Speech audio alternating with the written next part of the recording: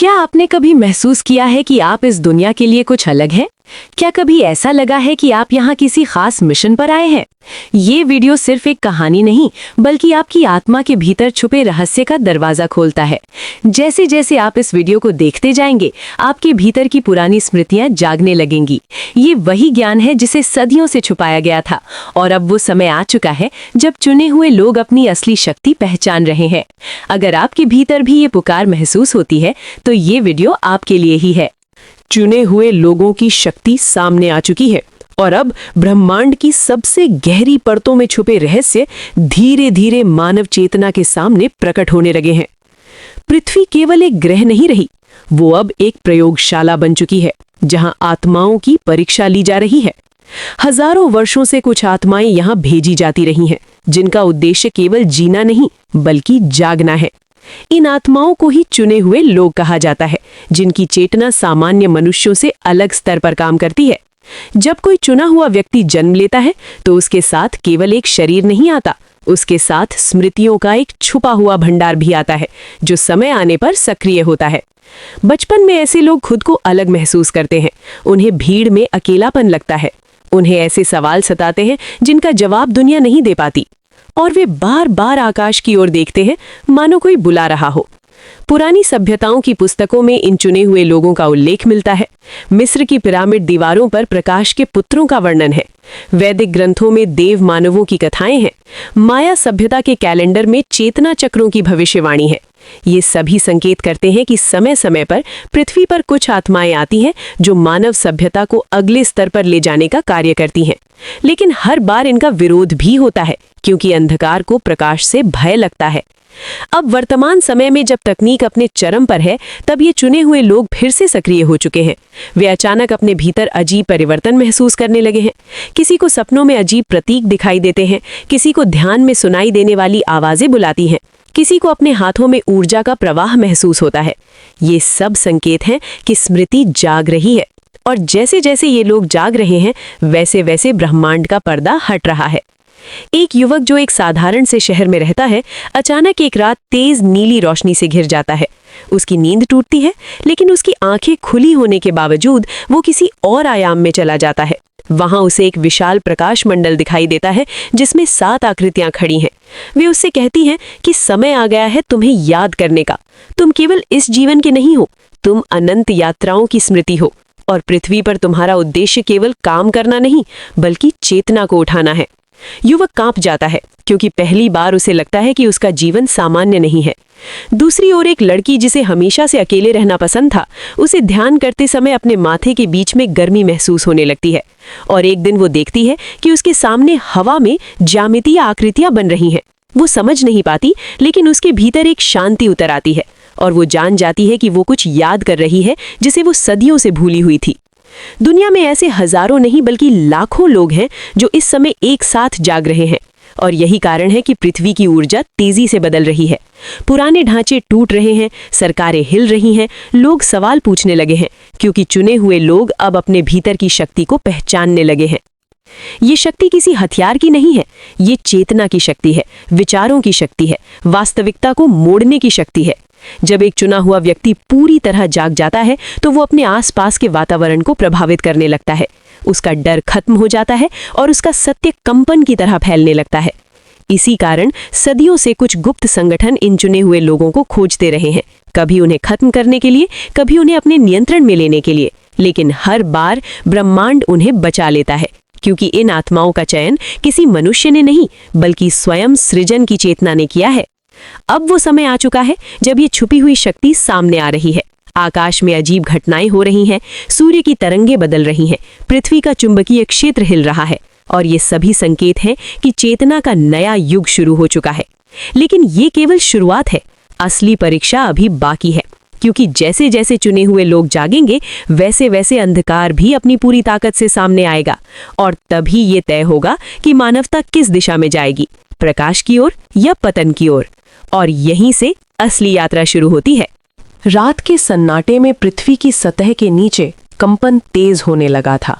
ये केवल भूकंपीय हलचल नहीं थी, ये चेतना की तरंगों का जागना था, जैसे कोई सोया हुआ दैत्य धीरे धीरे करवट बदल रहा हो। चुने हुए लोग अब अपने भीतर उठ रही पुकार को अनदेखा नहीं कर पा रहे थे। हर किसी के जीवन में अचानक ऐसे संयोग बनने लगे जो उन्हें एक दूसरे से जोड़ने लगे। बिना कारण अजनबी लोग रास्तों पर टकराने लगे और एक दूसरे की आंखों में देखकर ऐसा महसूस करने लगे जैसे वे सदियों से एक दूसरे को जानते हों। ये केवल पहचान नहीं थी, ये आत्मा की स्मृति थी जो पुनः सक्रिय हो चुकी थी। युवक जिसे नीली रोशनी ने छुआ था अब रोज रात को उसी आयाम में खिंचने लगा। वहां वो 7 आकृतियों के साथ बैठकर ऐसी शिक्षाएं पाने लगा जो किसी पुस्तक में नहीं लिखी गई थी। उसे बताया गया कि पृथ्वी एक चेतना परीक्षा ग्रह है। यहाँ आत्माओं को सीमाओं में डालकर उनकी वास्तविक शक्ति को याद कराने की प्रक्रिया चलती है। डर, लालच, अहंकार और पीड़ा ये सभी केवल परतें हैं जिनके भीतर से गुजरकर ही आत्मा अपनी असली पहचान तक पहुंचती है। लड़की की आंखों के सामने अब केवल आकृतियां नहीं बल्कि पूरे दृश्य खुलने लगे थे। वो खुद को कभी प्राचीन मिस्र के मंदिरों में देखती, कभी हिमालय की गुफाओं में ध्यान करते ऋषियों के बीच और कभी किसी ऐसे ग्रह पर जहां आकाश बैंगनी था और जमीन प्रकाश से बनी थी। उसे समझ आने लगा कि उसका अस्तित्व केवल इस जीवन तक सीमित नहीं है, वो एक यात्री है जो बार बार अलग अलग युगों में भेजी जाती रही है ताकि ज्ञान की लौ बुझने न पाए। धीरे धीरे ये चुने हुए लोग एक दूसरे को खोजने लगे। सोशल मीडिया पर कुछ शब्द, कुछ प्रतीक, कुछ संगीत और कुछ खास तारीखें साझा होने लगीं, जिन्हें देखकर केवल वही लोग प्रतिक्रिया देते थे जिनके भीतर स्मृति जाग चुकी थी। बाकी दुनिया को ये सब पागलपन लगता था, लेकिन इन चुने हुए लोगों के लिए ये आह्वान था, ये बुलावा था, ये संकेत था कि समय आ गया है इकट्ठा होने का। इसी बीच दुनिया के गुप्त केंद्रों में हलचल मच चुकी थी। कुछ अत्यंत शक्तिशाली समूह जो सदियों से मानवता की दिशा नियंत्रित करते आए थे, अब इन जागते हुए लोगों से डरने लगे थे, क्योंकि चुने हुए लोग किसी भी प्रचार, किसी भी भय और किसी भी नियंत्रण को स्वीकार नहीं करते थे। वे प्रश्न करते थे, वे सच्चाई को महसूस कर लेते थे, और यही सबसे बड़ा खतरा था। इन समूहों ने एक नया कार्यक्रम शुरू किया जिसका उद्देश्य था चुने हुए लोगों की ऊर्जा को भ्रम में फंसा देना, उन्हें आभासी दुनिया में उलझाना, उन्हें झूठे नायकों और नकली जागरण में उलझाकर उनकी असली स्मृति को फिर से सुला देना। परंतु ब्रह्मांडीय चेतना ने भी अपने संकेत तेज कर दिए। ग्रहणों के समय लोगों को अजीब सपने आने लगे, बच्चों के बीच अद्भुत प्रतिभाएं जन्म लेने लगी और बहुत से लोग अचानक ध्यान और मौन की ओर खिंचने लगे। युवक और लड़की की मुलाकात एक छोटे से पहाड़ी शहर में होती है। वे पहली नज़र में ही समझ जाते हैं कि वे एक दूसरे को नहीं बल्कि अपनी ही स्मृति को देख रहे हैं। वे घंटों बिना बोले बैठे रहते हैं और भीतर भीतर हजारों वर्षों की बातें समझते रहते हैं। उनके चारों ओर एक अजीब शांति का क्षेत्र बनने लगता है, जहां आने वाले लोग अनजाने में अपने दुख हल्के महसूस करने लगते हैं। धीरे धीरे उनके आसपास और भी लोग इकट्ठा होने लगते हैं। कोई डॉक्टर है, कोई इंजीनियर है, कोई कलाकार है, कोई साधारण किसान है, लेकिन उन सभी के भीतर एक ही धड़कन है, एक ही पुकार है। वे एक दूसरे से कहते हैं, हम किसी संगठन का हिस्सा नहीं है, हम स्वयं एक जीवित नेटवर्क है और हमारा उद्देश्य है पृथ्वी की चेतना को स्थिर करना, ताकि ये संक्रमण का दौर बिना विनाश के पूरा हो सके। उन्हें बताया जाता है कि आने वाले वर्षों में पृथ्वी पर 3 बड़े झटके आएंगे। पहला झटका मानव की आर्थिक संरचना को हिलाएगा, दूसरा झटका विश्वास की पुरानी व्यवस्थाओं को तोड़ेगा और तीसरा झटका मानव चेतना को सीधा ब्रह्मांडीय चेतना से जोड़ देगा। और इन तीनों झटकों के बीच चुने हुए लोगों को प्रकाश स्तंभ की तरह खड़ा रहना होगा, ताकि डर में डूबी मानवता को रास्ता दिखाई देता रहे। लेकिन अंधकार भी चुप नहीं बैठा है, वो इन लोगों की छवि को बिगाड़ने लगा है। उन्हें पंथी, उन्हें भ्रमित, उन्हें खतरनाक बताने की तैयारी चल रही है, ताकि आम लोग उनसे दूर रहें, क्योंकि जब आम लोग जुड़ेंगे तब परिवर्तन को रोका नहीं जा सकेगा। रातों में आकाश के तारे अब पहले जैसे नहीं दिखते। कई चुने हुए लोग महसूस करने लगे हैं कि कोई बहुत बड़ा द्वार धीरे धीरे खुल रहा है और उसके पार से पृथ्वी की ओर एक विशाल चेतना प्रवाह आने वाला है। और ये प्रवाह जब पृथ्वी को छुएगा तब हर छुपा हुआ सत्य उजागर होगा, हर झूठी सत्ता गिरेगी और हर सोई हुई आत्मा हिल जाएगी। यही कारण है कि समय तेजी से भाग रहा है और चुने हुए लोगों की परीक्षा और भी कठोर होती जा रही है, क्योंकि केवल वही इस नए युग की नींव रख पाएंगे जो अपने भीतर के प्रकाश को डर से ऊपर रख सके। समय अब रुकने लगा था। ऐसा नहीं कि घड़ियां बंद हो गई थीं, बल्कि लोगों के भीतर समय की अनुभूति बदलने लगी थी। कई चुने हुए लोग बताते थे कि उन्हें कुछ क्षण अनंत जैसे लगते हैं और कभी-कभी पूरा दिन एक सांस में बीत जाता है। ये परिवर्तन उस द्वार के खुलने का संकेत था जिसकी आहट अब पृथ्वी के सूक्ष्म तल तक पहुंच चुकी थी। पहाड़ी शहर में बना हुआ वो जीवित नेटवर्क अब केवल कुछ लोगों तक सीमित नहीं रहा था। दुनिया के अलग-अलग हिस्सों से लोग वहां पहुंचने लगे थे। कोई अपने सपनों के संकेतों से खिंचा चला आता, कोई किसी अजीब संयोग के कारण, और कोई केवल इस एहसास से कि अब पुरानी दुनिया में उसकी आत्मा घुटने लगी है। वहां पहुंचकर सभी को वही अनुभूति होती थी कि वे किसी जगह नहीं बल्कि अपने घर लौट आए हैं। युवक अब केवल सीख नहीं रहा था, बल्कि उसे स्मृति के द्वारपाल की भूमिका दी गई थी। उसे सिखाया गया कि किस तरह शब्दों के बिना भी चेतना को संतुलित किया जाता है, किस तरह डर की तरंगों को शांत कंपन में बदला जाता है, और किस तरह आने वाले संकटों के समय लोगों के भीतर छुपी हुई आशा को जगाया जाता है। लड़की को दृष्टा की भूमिका मिली। उसे भविष्य देखने की नहीं, बल्कि संभावनाओं की धाराओं को पढ़ने की कला दी गई, ताकि वो समझ सके कि मानवता किस रास्ते पर कितनी तेजी से बढ़ रही है। उनके साथ जुड़े हुए लोगों को अलग अलग कार्य सौंपे गए। कोई पृथ्वी के जल स्रोतों की रक्षा के लिए आगे बढ़ा, कोई जंगलों में चेतना ध्यान शिविर बनाने लगा, कोई शहरों में युवाओं को आंतरिक मौन सिखाने लगा, और कुछ लोग ऐसे भी थे जो केवल मौन में बैठकर पृथ्वी की ऊर्जा को स्थिर रखने का कार्य करते थे। ये सब बिना किसी संगठन के, बिना किसी झंडे के, बिना किसी प्रचार के हो रहा था, क्योंकि ये कार्य केवल वही कर सकते थे जिन्हें पहचान की नहीं बल्कि सेवा की स्मृति थी। इसी समय पहला झटका आता है। अचानक वैश्विक आर्थिक व्यवस्था में ऐसी दरार पड़ती है कि बाजार एक साथ हिल जाते हैं। लोग अपने भविष्य को लेकर घबराने लगते हैं, नौकरियां टूटने लगती हैं और असुरक्षा की लहर फैल जाती है। लेकिन जिन स्थानों पर चुने हुए लोग सक्रिय थे, वहां आश्चर्यजनक रूप से शांति बनी रहती है। लोग एक दूसरे की मदद करने लगते हैं, छोटे समुदाय अपने भोजन और संसाधनों को साझा करने लगते हैं, और पहली बार दुनिया को ये महसूस होने लगता है कि बिना डर के भी जिया जा सकता है। अंधकार अपने अगले कदम की तैयारी करता है। चुने हुए लोगों पर झूठे आरोप लगाए जाने लगते हैं। कुछ चैनलों पर उन्हें भ्रम फैलाने वाला बताया जाता है। कुछ जगहों पर उनके ध्यान केंद्रों को बंद कराने की कोशिश होती है। लेकिन जितना अधिक दबाव बढ़ता है, उतनी ही तेजी से उनके आसपास की चेतना और मजबूत होती जाती है, क्योंकि अब ये कोई समूह नहीं बल्कि एक जागती हुई लहर बन चुकी थी।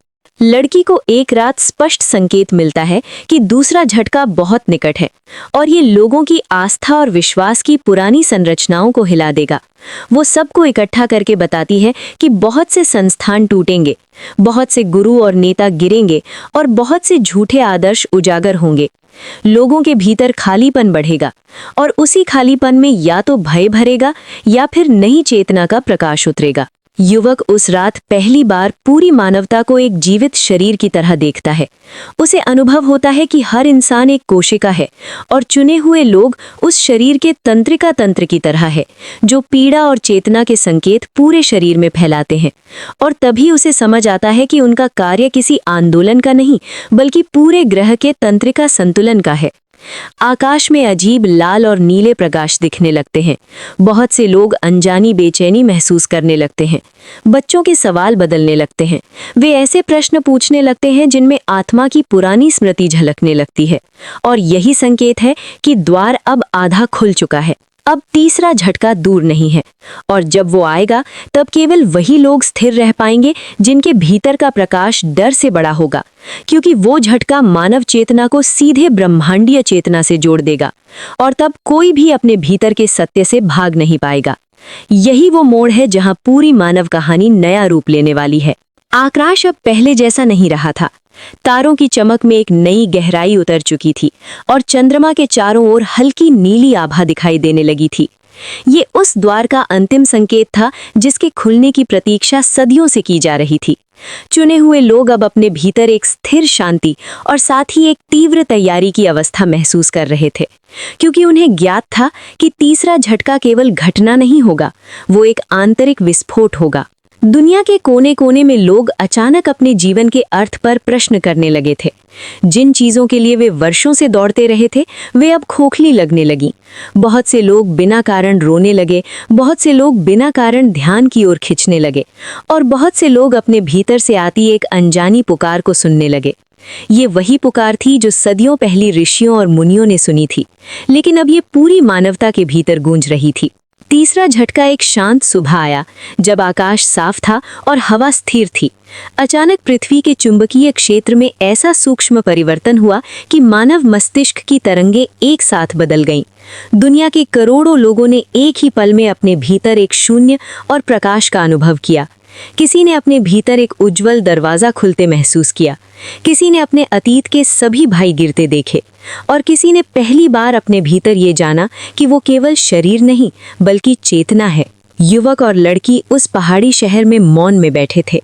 उनके चारों ओर वो जीवित नेटवर्क ध्यान में डूबा था, और जैसे ही झटका आया, उनके चारों ओर एक अदृश्य प्रकाश मंडल फैल गया। उस क्षेत्र में आने वाला हर व्यक्ति अपने दुख भूलने लगा, और उसके भीतर एक गहरी शांति उतरने लगी। यही वो प्रकाश स्तंभ था जिसके लिए उन्हें तैयार किया गया था। दुनिया के कई हिस्सों में पुरानी सत्ता संरचनाएं अचानक कमजोर पड़ गईं। लोगों ने पहली बार डर के बिना सत्य बोलना शुरू किया। बहुत से झूठे नेता और झूठे गुरु स्वयं ही मंचों से उतरने लगे, क्योंकि अब वे अपने भीतर के अंधकार को छुपा नहीं पा रहे थे। मानवता के भीतर एक नई नैतिक चेतना जाग रही थी, जो किसी कानून से नहीं बल्कि भीतर के प्रकाश से संचालित हो रही थी। चुने हुए लोग अब छुपे हुए नहीं रहे। वे कोई विशेष वेश नहीं पहनते थे, वे किसी पद का दावा नहीं करते थे, लेकिन जहां भी वे जाते थे वहां वातावरण बदल जाता था। लोग अधिक संवेदनशील, अधिक सहृदय और अधिक सचेत होने लगते थे। वे युद्ध नहीं रोक रहे थे, वे चेतना बदल रहे थे, और चेतना बदलते ही युद्ध अपने आप अर्थहीन होने लगे। बच्चों में नई तरह की बुद्धि उभरने लगी थी। वे केवल प्रश्न नहीं पूछते थे, वे समाधान भी सुझाने लगे थे। उनकी आंखों में एक ऐसी स्थिरता थी जो पहले केवल वृद्ध संतों में दिखती थी, और यही संकेत था कि आने वाली पीढ़ी एक नए स्तर पर जन्म ले चुकी है। युवक एक रात फिर उसी नीले प्रकाश में खिंचता है। 7 आकृतियां अब और अधिक स्पष्ट दिखाई देती हैं। वो उसे बताते हैं कि पहला चक्र पूरा हो चुका है। पृथ्वी अब विनाश के रास्ते से हटकर जागरण के मार्ग पर आ चुकी है। लेकिन यात्रा अभी पूरी नहीं हुई है, क्योंकि अब मानवता को स्वयं ये चुनना है कि वो इस प्रकाश को बनाए रखेगी या फिर भय के पुराने मार्ग पर लौट जाएगी। लड़की अपने भीतर देखती है कि अब संभावनाओं की धाराएं उज्जवल हो चुकी हैं, विनाश की धाराएं कमजोर पड़ चुकी हैं, और प्रेम और सह अस्तित्व की धाराएं सबसे अधिक मजबूत हो चुकी हैं। वो मुस्कुराती है, क्योंकि पहली बार उसे भविष्य नहीं बल्कि एक नया जन्म दिखाई देता है। और इस प्रकार चुने हुए लोगों की शक्ति किसी ताज, किसी सिंहासन या किसी सेना के रूप में नहीं बल्कि एक शांत क्रांति के रूप में स्थापित हो चुकी थी। ये क्रांति किसी को गिरा नहीं रही थी, ये सबको उठा रही थी। ये मानवता को उसके भीतर के ब्रह्मांड से जोड़ रही थी। यही वो नया युग था जहां इंसान अपने भीतर के ईश्वर से मिलने की यात्रा पर निकल चुका था, और यहीं से अनंत कथा की अगली यात्रा प्रारंभ होती है। आकाश अब पहले जैसा नहीं रहा था। तारों की चमक में एक नई गहराई उतर चुकी थी, और चंद्रमा के चारों ओर हल्की नीली आभा दिखाई देने लगी थी। ये उस द्वार का अंतिम संकेत था जिसके खुलने की प्रतीक्षा सदियों से की जा रही थी। चुने हुए लोग अब अपने भीतर एक स्थिर शांति और साथ ही एक तीव्र तैयारी की अवस्था महसूस कर रहे थे, क्योंकि उन्हें ज्ञात था कि तीसरा झटका केवल घटना नहीं होगा, वो एक आंतरिक विस्फोट होगा। दुनिया के कोने कोने में लोग अचानक अपने जीवन के अर्थ पर प्रश्न करने लगे थे। जिन चीजों के लिए वे वर्षों से दौड़ते रहे थे, वे अब खोखली लगने लगीं। बहुत से लोग बिना कारण रोने लगे, बहुत से लोग बिना कारण ध्यान की ओर खिंचने लगे, और बहुत से लोग अपने भीतर से आती एक अनजानी पुकार को सुनने लगे। ये वही पुकार थी जो सदियों पहले ऋषियों और मुनियों ने सुनी थी, लेकिन अब ये पूरी मानवता के भीतर गूंज रही थी। तीसरा झटका एक शांत सुबह आया, जब आकाश साफ था और हवा स्थिर थी। अचानक पृथ्वी के चुंबकीय क्षेत्र में ऐसा सूक्ष्म परिवर्तन हुआ कि मानव मस्तिष्क की तरंगें एक साथ बदल गईं। दुनिया के करोड़ों लोगों ने एक ही पल में अपने भीतर एक शून्य और प्रकाश का अनुभव किया। किसी ने अपने भीतर एक उज्जवल दरवाजा खुलते महसूस किया, किसी ने अपने अतीत के सभी भय गिरते देखे, और किसी ने पहली बार अपने भीतर ये जाना कि वो केवल शरीर नहीं बल्कि चेतना है। युवक और लड़की उस पहाड़ी शहर में मौन में बैठे थे। उनके चारों ओर वो जीवित नेटवर्क ध्यान में डूबा हुआ था, और जैसे ही झटका आया उनके चारों ओर एक अदृश्य प्रकाश मंडल फैल गया। उस क्षेत्र में आने वाला हर व्यक्ति अपने दुख भूलने लगा और उसके भीतर एक गहरी शांति उतरने लगी। यही वो प्रकाश स्तंभ था जिसके लिए उन्हें तैयार किया गया था। दुनिया के कई हिस्सों में पुरानी सत्ता संरचनाएं अचानक कमजोर पड़ गईं। लोगों ने पहली बार डर के बिना सत्य बोलना शुरू किया। बहुत से झूठे नेता और झूठे गुरु स्वयं ही मंचों से उतरने लगे, क्योंकि अब वे अपने भीतर के अंधकार को छुपा नहीं पा रहे थे। मानवता के भीतर एक नई नैतिक चेतना जाग रही थी, जो किसी कानून से नहीं बल्कि भीतर के प्रकाश से संचालित हो रही थी। चुने हुए लोग अब छुपे हुए नहीं रहे। वे कोई विशेष वेश नहीं पहनते थे, वे किसी पद का दावा नहीं करते थे, लेकिन जहां भी वे जाते थे वहां वातावरण बदल जाता था। लोग अधिक संवेदनशील, अधिक सहृदय और अधिक सचेत होने लगते थे। वे युद्ध नहीं रोक रहे थे, वे चेतना बदल रहे थे, और चेतना बदलते ही युद्ध अपने आप अर्थहीन होने लगे। बच्चों में नई तरह की बुद्धि उभरने लगी थी। वे केवल प्रश्न नहीं पूछते थे, वे समाधान भी सुझाने लगे थे। उनकी आंखों में एक ऐसी स्थिरता थी जो पहले केवल वृद्ध संतों में दिखती थी, और यही संकेत था कि आने वाली पीढ़ी एक नए स्तर पर जन्म ले चुकी है। युवक एक रात फिर उसी नीले प्रकाश में ठिठता है। 7 आकृतियां अब और अधिक स्पष्ट दिखाई देती हैं। वे उसे बताते हैं कि पहला चक्र पूरा हो चुका है। पृथ्वी अब विनाश के रास्ते से हटकर जागरण के मार्ग पर आ चुकी है। लेकिन यात्रा अभी पूरी नहीं हुई है, क्योंकि अब मानवता को स्वयं ये चुनना है कि वो इस प्रकाश को बनाए रखेगी या फिर भय के पुराने मार्ग पर लौट जाएगी। लड़की अपने भीतर देखती है कि अब संभावनाओं की धाराएं उज्जवल हो चुकी हैं, विनाश की धाराएं कमजोर पड़ चुकी हैं, और प्रेम और सह अस्तित्व की धाराएं सबसे अधिक मजबूत हो चुकी हैं। वो मुस्कुराती है, क्योंकि पहली बार उसे भविष्य नहीं बल्कि एक नया जन्म दिखाई देता है। और इस प्रकार चुने हुए लोगों की शक्ति किसी ताज, किसी सिंहासन या किसी सेना के रूप में नहीं बल्कि एक शांत क्रांति के रूप में स्थापित हो चुकी थी। ये क्रांति किसी को गिरा नहीं रही थी, ये सबको उठा रही थी। ये मानवता को उसके भीतर के ब्रह्मांड से जोड़ रही थी। यही वो नया युग था जहां इंसान अपने भीतर के ईश्वर से मिलने की यात्रा पर निकल चुका था, और यहीं से अनंत कथा की अगली यात्रा प्रारंभ होती है।